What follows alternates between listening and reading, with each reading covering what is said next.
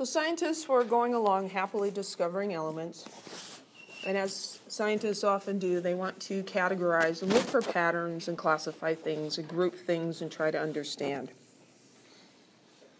So Dmitry Mendeleev, a Russian scientist, is the one who gets most of the credit for developing the modern periodic table. There was actually another guy, but I can't even remember his name. There was another guy who came up with it at about the same time, but for whatever reason, Mendeleev gets credit for it. He proposed the periodic law, which states when elements are arranged in order of increasing relative mass, certain sets of properties recur periodically. Now, this is probably not what he did, but this is what I imagine him doing. I imagined him taking a package of index cards, and on each index card, writing the element's name and all the information that he knew about them.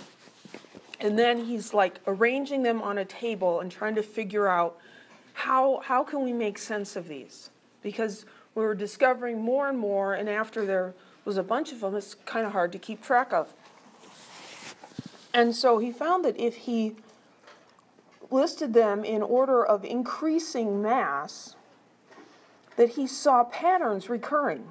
And so if you imagine this being like a piano keyboard, and here this blue one might be like middle C, and then 8 over, well, it's not 8 on here, but on the piano, 8 over gives you, the colors on my screen are not, I'll have to look over here. Green and green is what we're looking at. This green one, and then over here, this green one. Just like middle C and the C above on the piano are related, right? They're an octave apart. He found that helium and neon had some common properties. And he saw that happen over and over again. Here's an orange one and an orange one. Those had common properties. And so what he did is he stuck them together like this so that they were going in order of increasing mass, but then the ones that had common properties would be on top of each other. And he found that this pattern repeated in an organized way. So, there's 8 across and 8 across. And that's where the idea of a periodic table came about, that these properties recur periodically. So that's the beginning of the periodic table. So here's a modern periodic table, and there are patterns in the periodic table, and you need to be able to identify some things. This is showing us patterns of metals, nonmetals, and metalloids. We can identify which group an element is in, one of these categories, metal, nonmetal, or metalloid, based on its position in the periodic table. So we find that the nonmetals are in this upper right corner. The metals are in the lower left. There's a lot more metals than nonmetals. And then most periodic tables will have this dark stair-step line here. And the ones adjacent to that are called metalloids, with the exception of aluminum and polonium, but polonium's so rare that we don't have to worry about him at all. My pointer's freaking out again. It's pointing and I'm not even touching the screen. Jeez.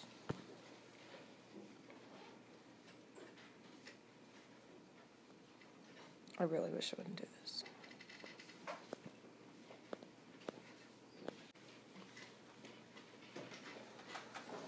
So if I asked you about an element you've never heard of, maybe ruthenium, you should be able to, based on its position in the periodic table, identify, is it a metal, nonmetal, or metalloid? What is it? Metal. It's over here with the metals. If you have a hard time remembering which is which, well, think about an element you know something about. Oxygen. Is oxygen a metal? No, it's a gas that we breathe, right? So that means that these are the nonmetals. Here's iron, nickel, copper. We recognize those as metals. This side of that line is the metals. Metals have some similar characteristics. They tend to be good conductors of heat and electricity. That's why we use them to make wires and pans for cooking. They can be pounded into flat sheets. That's a property called malleability. They can be drawn into wires. That's called ductility. They are often shiny. The fancy word for that is lustrous. And here's what's most important for us in terms of learning chemistry. They tend to lose electrons when they undergo chemical changes. There's a list of examples of metals. Nonmetals are on the upper right side of, I misspelled periodic there. Sorry about that. They have properties that vary more than the properties of the metals do. Some of the nonmetals are solids at room temperature, others are gases. They tend to be poor conductors of heat and electricity. And what's important for us studying chemistry is they tend to gain electrons. So we'll find that metals and nonmetals, in a way, have kind of opposite behavior. Metals lose electrons, nonmetals gain electrons. And then the metalloids, those guys are along that zigzag line. They're also called semimetals or semiconductors. And these have properties that are between those of metals and nonmetals. They conduct electricity, but not as well as the metals. They'll conduct heat, but not as well as the metals. And what makes them really, really useful is their electrical conductivity can be changed and controlled. And that property is the basis of modern computer-based technology. So those guys are pretty important. So let's classify each element. Sulfur, S, what is it? Non-metal. So NM, non-metal. How about chlorine? Non-metal. How about Ti? That's titanium. That's a metal. How about SB? That's a metalloid. SB is antimony, based on obviously not its English name. Any questions?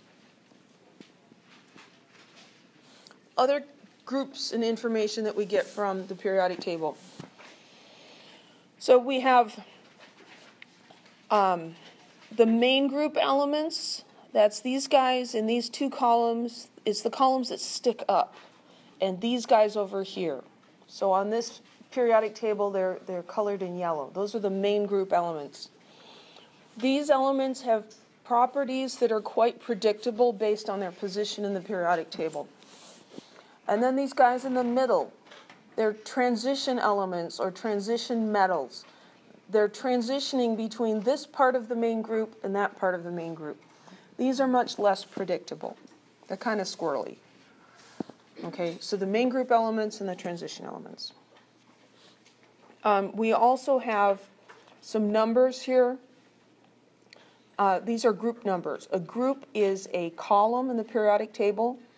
So group 1A, 2A, 3A, 4A, 5A, 6A, 7A, 8A. Those numbers are going to become important to us. The transition elements are also numbered. I don't find their numbers very useful. And then we have periods. Periods are the horizontal rows. So this is row 1. We call it period 1, period 2, period 3, etc. And those are just numbered, 1 through 7. So those groups, the vertical columns, are also called families. And just like children within a family tend to have some similar characteristics, elements in a family tend to have some similar characteristics. And this is what Mendeleev based his idea of the periodic table on. And some of these groups have names, okay?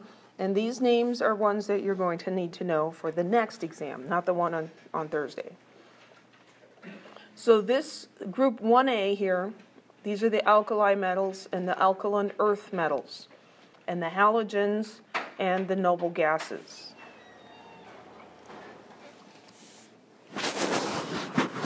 There's more information about these in your book, but I think you can all just read about it, so I'm not going to spend a lot of time. One thing I'd like you to know is the alkali metals are group 1A. They're very reactive. You can just look on the periodic table and see which ones they are.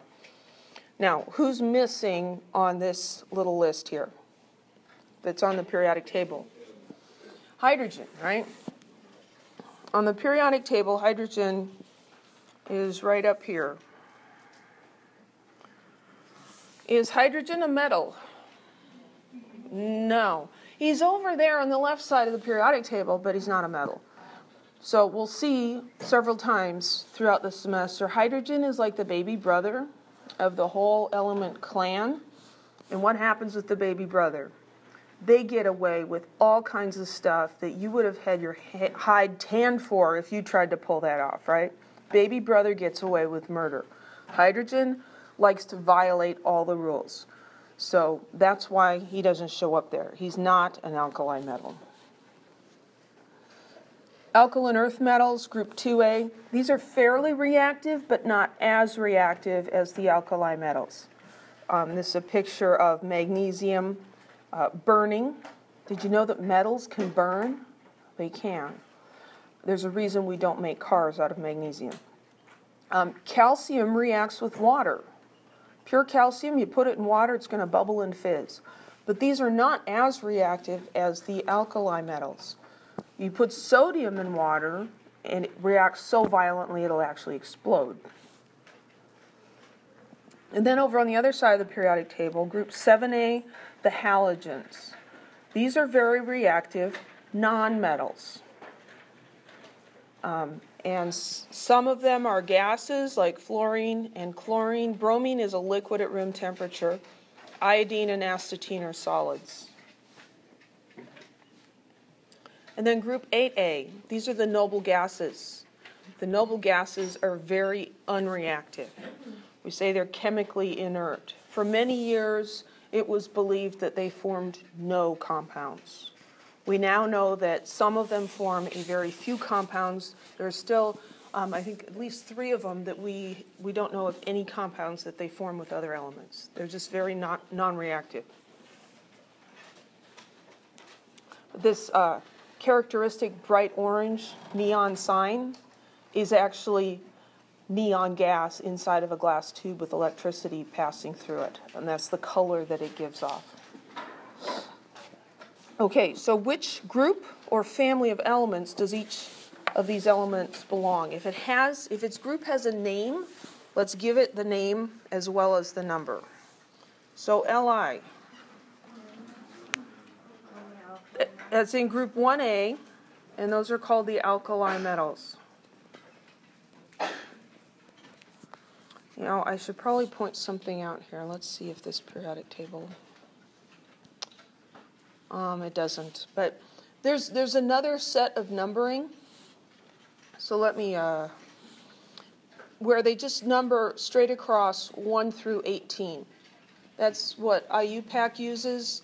The 1A, 3B kind of things, that's what Americans use. And since we're in America, that's what I prefer to use. So you'll see some periodic tables, like this white one on the north wall, gives both of them. And so I prefer the ones there in black, the ones with the letters. So B is boron. What group is boron in?